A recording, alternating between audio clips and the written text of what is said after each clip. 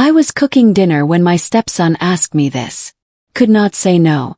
Today, I have a story that's bound to keep you on the edge of your seat. It was a typical evening, just me in the kitchen preparing dinner, when my stepson asked me something that completely caught me off guard. I had no idea how to respond, and before I knew it, I found myself saying yes, despite the consequences I hadn't even considered. What happened next will shock you. This isn't just about a simple request. It's about the unexpected moments that change everything. Stay tuned because this story will make you question how you would react if you were in my shoes. The sizzle of onions in the pan masked the silence in the room. I was stirring mindlessly, lost in thought, when my stepson stepped into the kitchen.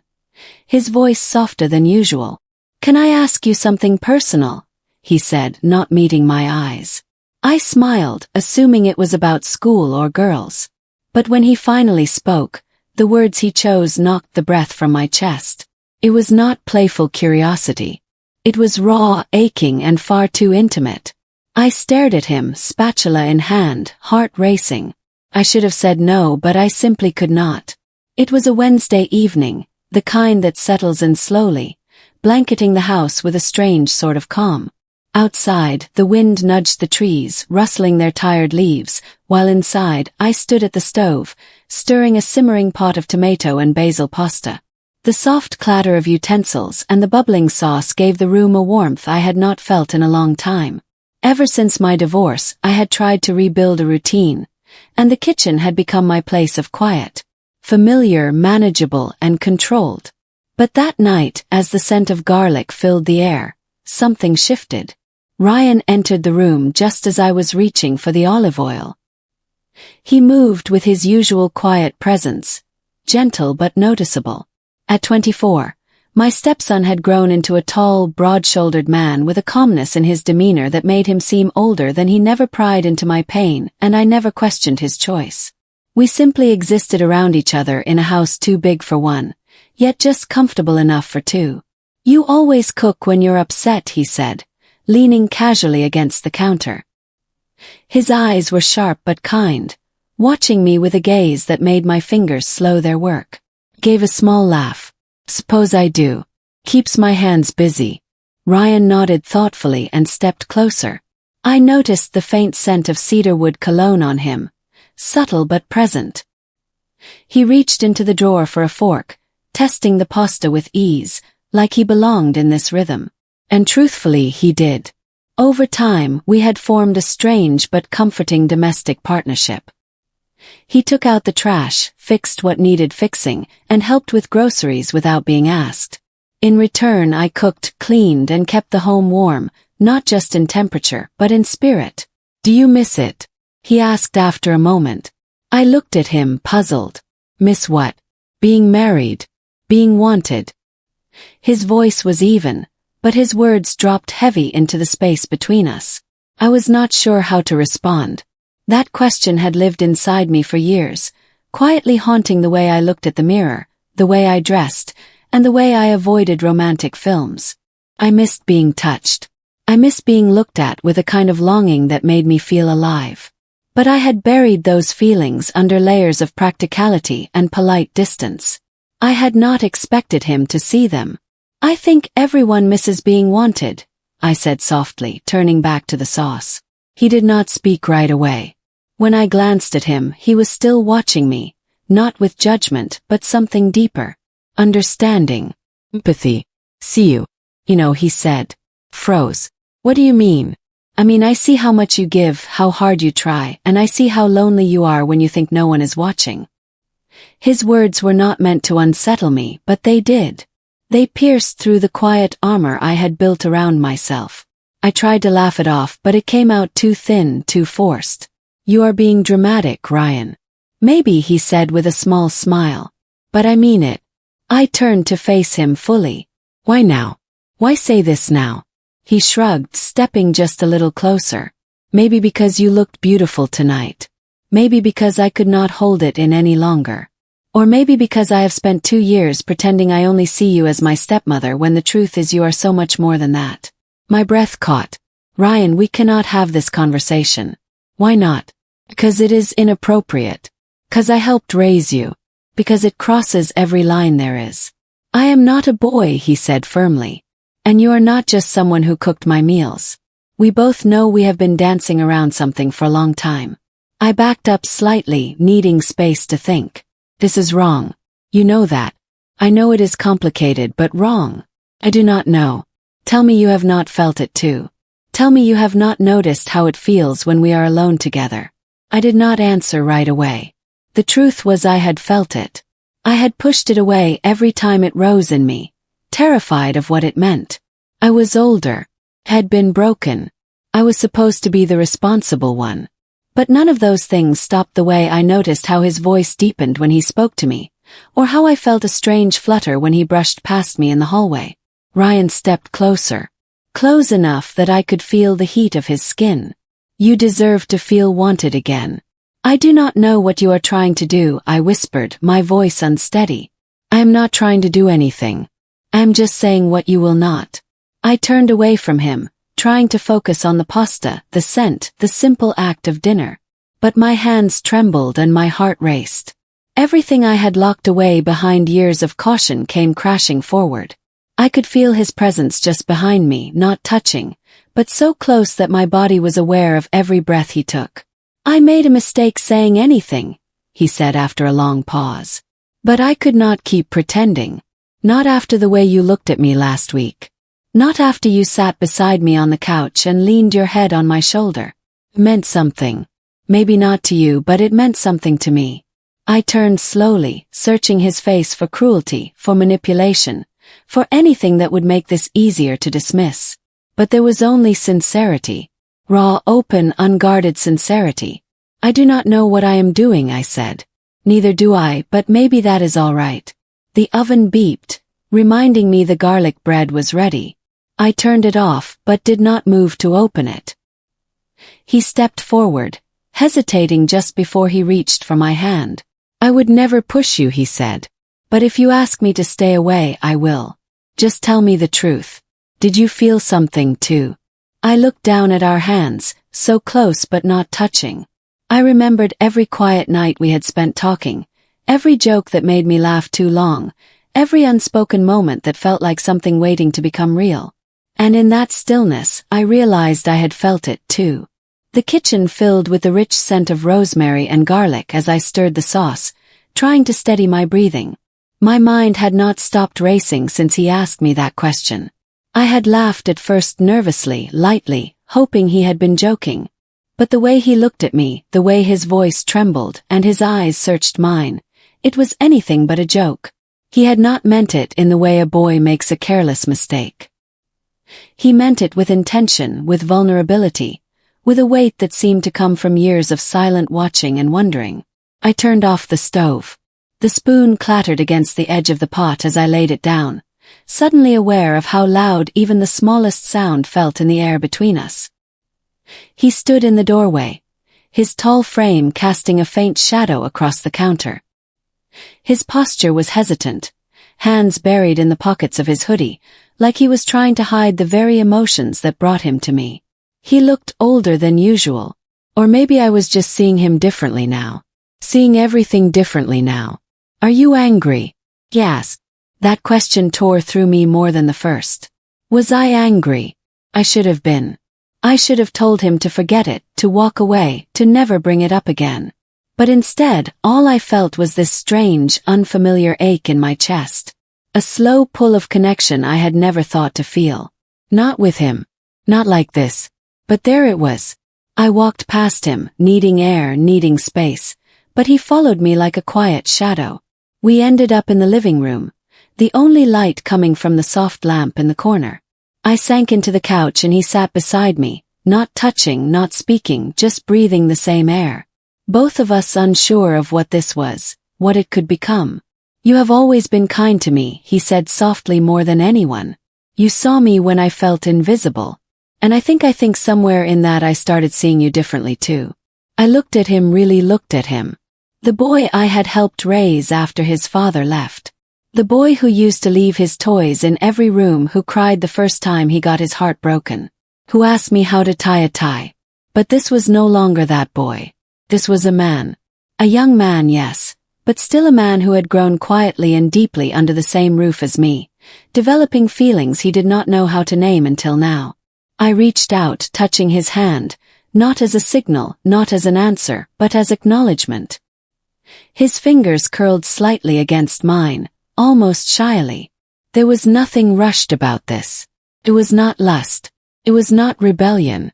It was a hunger for understanding, for affection, for permission to feel safe in someone else's presence. I do not know what this is, I whispered, but I know it is real. His eyes met mine. The distance between us shortened, not physically, but emotionally. He moved closer, cautiously, as if giving me the chance to stop it, to stop him. But I did not move. I did not breathe. I only waited. And when his hand gently brushed a strand of hair from my face, I felt something I had not felt in years, wanted, seen, cherished. He leaned in slowly, asking with every inch if this was still allowed. And when our lips finally met, it was not fireworks. It was silence. A soft, reverent silence that made the world disappear. There was no guilt in it, no shame, only surrender. We broke apart, eyes wide and uncertain. But neither of us pulled away. His hand found my cheek, his thumb brushing against the skin with quiet tenderness. "Do you regret this already?" he asked. "No," I replied honestly. "I regret everything I ignored until now. Every time I told myself I was just imagining it, the connection, the way you looked at me. I buried it because I thought it was wrong. But now I do not know." He pressed his forehead to mine. "You made me feel like I mattered," he said. "You still do." We sat like that, two people hovering between what should not be and what already was. The sound of the ticking clock returned, grounding us in a moment that felt both impossible and inevitable. Later, as we sat in the dark, his head resting gently on my shoulder, he whispered, "I never asked expecting an answer. I just needed you to know." And I realized something then. I had not given him an answer. I had given him a truth. One neither of us was ready to speak aloud, but one we had both felt in every glance, every quiet dinner, every late-night conversation that had lasted longer than it should have. This was not just a reaction to loneliness. It was not born out of grief or need. It was something different, something tender. It had grown silently over time, unnoticed until it could no longer be hidden. "I am afraid of what comes next," I confessed, barely audible. "So am I," he said. "But I would rather be afraid with you than alone." The simplicity of that statement undid me. Because despite all the rules, all the boundaries we had both sworn to honor, here we were together in the stillness, neither pushing nor pulling, just existing in a shared truth. What followed that night was not reckless. It was slow, deliberate, emotionally rich, every moment laced with caution and care. His hands were respectful, trembling even. Mine were unsure, searching. We spoke little, but our silences were thick with meaning. It was not perfect, but it was real. It was raw. When it ended, we stayed there, tangled in warmth and emotion. No promises were made. No labels were given. Only an unspoken agreement to not deny what we both felt. Outside, the world continued on as though nothing had changed. But everything had. The next morning, the light pouring in through the curtains felt too honest, too revealing. I lay still in bed, listening to the distant sound of him moving around the house. Every creak of the floorboard sent a wave of uncertainty through me. What had happened between us was not casual. Could never be. But now, in the quiet aftermath, the reality of it was settling in like dust on furniture long untouched. I could not go back to who I was yesterday, nor could I pretend that nothing had shifted. It had irrevocably. My heart beat slower, heavier, each thump laced with guilt and longing. I got up slowly, wrapping my robe around me, shielding myself from a house that suddenly felt unfamiliar. In the kitchen, he was pouring coffee, his back to me, shirt rumpled, hair slightly disheveled. Just yesterday I might have walked past him without a second thought. But now, even the sound of his breathing seemed personal. He turned, meeting my gaze, and something in his eyes, a mixture of hope and hesitation, undid me all over again. "Morning," he said softly, as if testing the temperature of the air between us. Morning, I replied, my voice more fragile than I intended. We sat in silence, each of us pretending to sip our coffee, our hands trembling slightly. I searched for words, anything to make the weight of the moment less unbearable.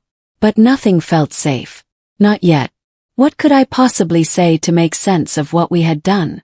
Was it madness, weakness, or something we both needed, even if we did not yet understand why? Are you okay? He asked gently. I nodded, then shook my head, unsure of either answer. I do not know, I said honestly. Everything feels louder today. He reached across the table, not to hold my hand, but to simply be closer. Let him. It was a quiet rebellion against the shame that was beginning to creep into the corners of my mind.